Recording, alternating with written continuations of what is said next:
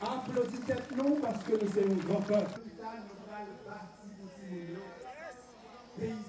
Restitution et réparation pour nous, victimes de l'esclavage. Il en faut bien. Parce que l'esclavage est un crime contre l'humanité, il nous faut, premièrement, restitution, deuxièmement, réparation. 21 milliards 685 millions 135 571,48 dollars US.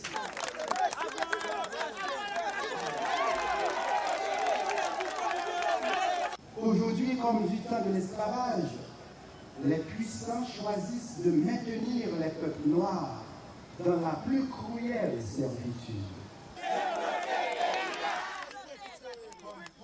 Est-ce que manger tout?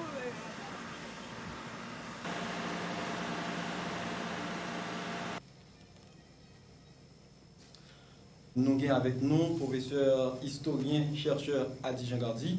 Lui-même qui a aidé nos auditeurs brasser l'idée sous question 21 millions. Ce n'est pas une dette de l'indépendance que nous payons. Nous payons dommages et intérêts à tout blanc que nous avons mis dehors.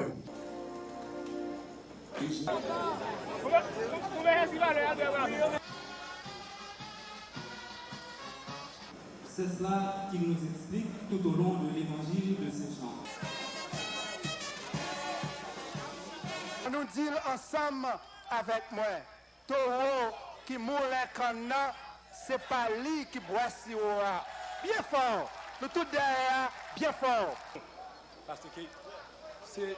En sera-t-il de la restitution de nos 21 milliards 685 millions 137 571,48 dollars US. Gain dette l'argent, gain dette morale. Nous ne pouvons pas dire que nous jouons toute liberté, nous parce que nous toujours connaissons qu'il y a un pays colon qui empêche le pays à marcher. Mais, et ça, quand ça, moi-même de Saline, je jure, il faut que le pays a marché, il faut que je respecte le pays à moi-même.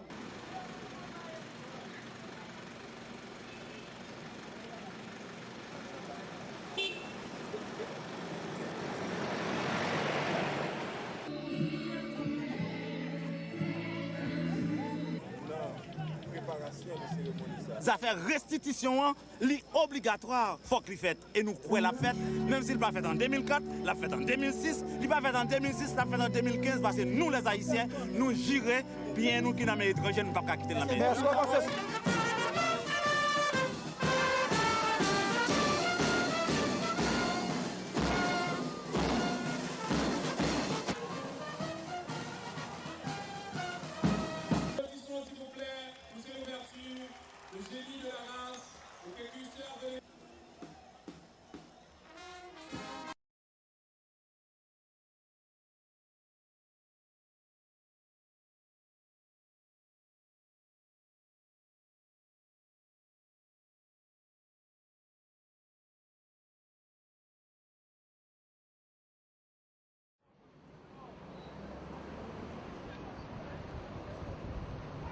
Après un long périple qui, de Port-au-Prince, l'a mené à Bangui, puis en Jamaïque, c'est finalement ici, à Pretoria, que Jean-Bertrand Aristide a été accueilli en chef d'État avec toute sa famille, tant par la République d'Afrique du Sud que par les 53 pays membres de l'Union africaine. S'il a bien été renversé par un coup d'État en Haïti le 29 février 2004, son mandat ne prend effectivement fin que le 7 février 2006 et des pourparlers sont en cours tant avec Port-au-Prince qu'avec l'ONU. Sous haute protection des services de sécurité sud-africains et accompagné de son épouse Mildred, Jean-Bertrand Aristide a bien voulu nous recevoir et accepter de répondre à toutes nos questions. Monsieur Jean-Bertrand Aristide, est-il exact que des émissaires français soient venus vous demander de démissionner plusieurs semaines avant votre départ d'Haïti? C'est connu, je ne fais que le redire. M. Régis Debré, il était accompagné de Mme Véronique de Villepin. C'était ces deux personnalités françaises qui étaient venues au Palais national pour me le demander. Donc c'est connu. Les menaces n'étaient pas dissimulées, c'était clair et direct. Comme nous sommes un bon haïtien, respectueux, mais exigeant notre respect, nous leur avions répondu avec beaucoup de respect et de dignité. Mais les menaces étaient claires et directes. Ou vous démissionnez, ou vous pouvez être abattu. Madame Véronique Albanel, la sœur de M. Dominique de Villepin, à l'époque ministre des Affaires étrangères, et M. Régis Debré, vous ont vraiment tenu de tels propos? Les deux.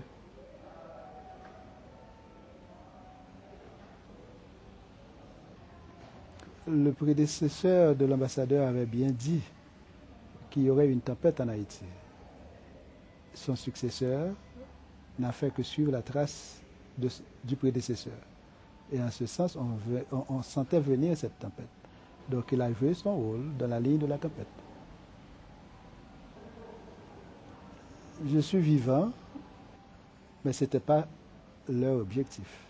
Car tout ce qui s'est passé n'ont fait que prouver que le pire aurait pu arriver. Vous avez dit avoir été victime d'un enlèvement. Que s'est-il passé exactement? J'ai détaillé cette nuit macabre, les histoires de cette nuit à travers un livre qui est déjà rédigé. Il s'agit de le publier et au moment opportun, il sera publié et les lecteurs prendront connaissance de ce qui s'est passé, comment ça s'était passé lors de cette nuit que j'aurais pas aimé revoir. Donc oui, ce fut un enlèvement. En ce qui concerne les détails, ça va être publié et tout un chacun l'aura sous les yeux. On a dit que les rebelles n'étaient en fait qu'une poignée de mercenaires. Il n'y avait pas de rébellion, il y avait quelque chose de construit. L'argent a financé un enlèvement précédé de désinformation, de meurtre, d'assassinat systématique. Après l'enlèvement, la désinformation se poursuit. Si aujourd'hui encore, un an après l'enlèvement, on voit le peuple haïtien dans son ensemble pacifiquement exigeant notre retour, ça prouve une fidélité. Pas fidélité à ma personne, mais fidélité à la personne qu'ils avaient élue. Quelle est votre réaction lorsque la presse vous accuse d'être un trafiquant de drogue, un délinquant, voire un criminel? C'est absolument faux. On est habitué à ce genre de manœuvres où les coupables brandissent le mensonge systématique pour essayer de se cacher comme si un arbre pouvait cacher une forêt. Donc nous le savions, nous le savons, ça ne nous dérange pas, car c'est faux. C'est avec la peine au cœur que nous suivons ce qui se passe chez nous en Haïti. Chaque jour, des gens sont assassinés, d'autres sont emprisonnés, d'autres dans le maquis ou en exil. Selon certaines organisations qui défendent les droits de la personne, c'est vraiment le cas de le dire, c'est un génocide. Pour plus d'un, il y aurait environ 10 000 personnes déjà assassinées en moins d'1 an. Chaque fois que des troubles ou que des manifestations ont lieu en Haïti, on dit que c'est vous qui tirez les ficelles. C'est absolument faux. Le même langage pacifique que nous avions eu avant les élections de l'année 2000, après les élections, avant l'enlèvement du 29 février dernier et après l'enlèvement, c'est ce même langage que nous tenons au jour le jour. C'est un langage pacifique qui se réfère à une mobilisation pacifique pour que les droits de la personne soient respectés.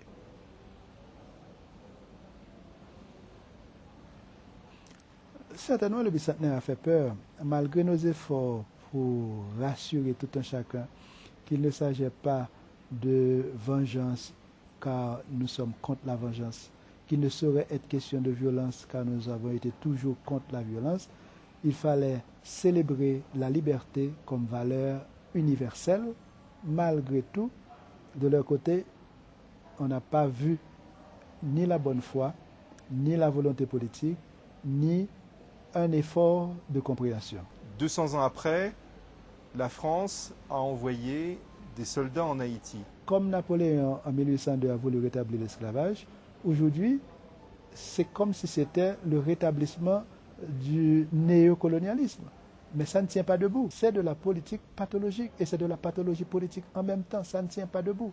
Car la dimension irréversible, à savoir cette volonté collective qui anime le peuple haïtien.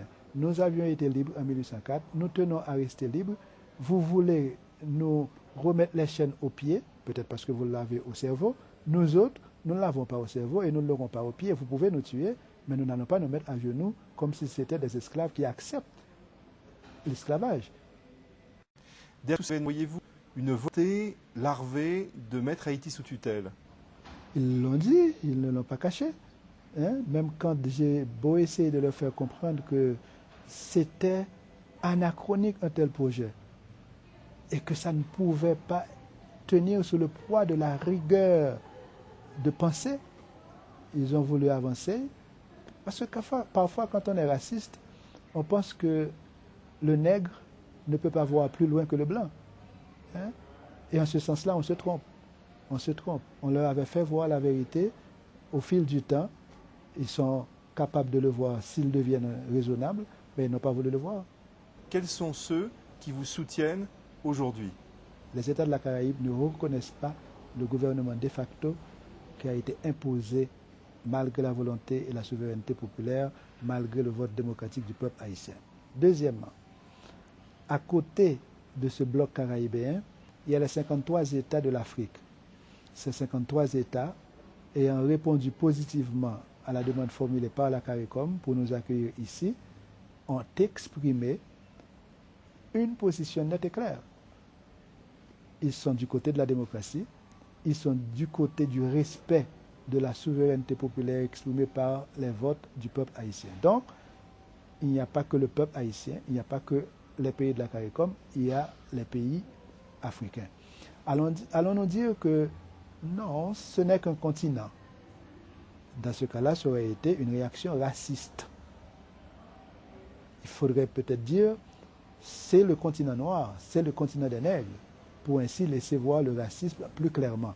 Serez-vous à nouveau candidat à l'élection présidentielle en Haïti? La Constitution est claire là-dessus. Selon la Constitution de la République d'Haïti, un président a un mandat de 5 ans. Puis, vous vous retirez. Je l'ai fait en 1996, je me suis retiré démocratiquement. Ensuite, vous pouvez revenir. Je suis revenu démocratiquement en l'an 2000. Donc, je finis mon mandat cette année, en 2005, par des élections pour passer la responsabilité le 7 février 2006 au prochain élu dans des élections libres, honnêtes, démocratiques. Malheureusement, je me suis retrouvé en exil depuis 1 an environ, même quand ici, j'en profite pour remercier la République sud-africaine car ils nous ont accueillis en invités d'honneur, pas comme exilés. C'est leur contribution aux Nations Unies qui devrait travailler pour la paix et la restauration de l'ordre démocratique. Au moment opportun, je serai en Haïti dans le cadre de cet accord. Mais est-ce qu'il y aura des élections présidentielles demain matin où je me présenterai? Non. Si on reste dans la ligne constitutionnelle, je suis le président de la République d'Haïti, même si je ne suis pas en Haïti. Je termine mon mandat. Je souhaite que je sois chez moi avant longtemps dans un cadre d'accord négocié ou dans un cadre de dialogue pour qu'ainsi ait lieu d'élections libres, honnêtes, démocratiques, telles que prévues par la Constitution.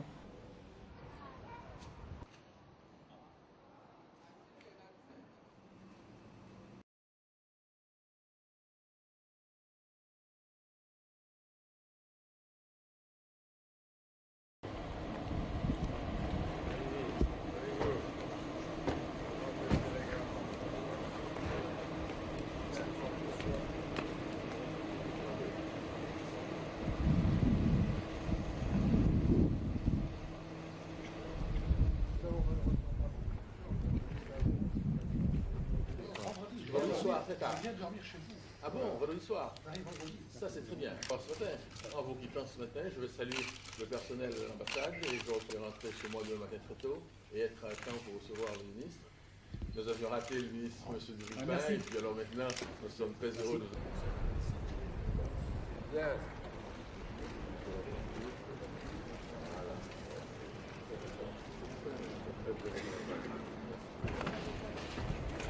Eh bien, nous avons parlé d'un nouveau départ que nous souhaitons en Haïti avec la France.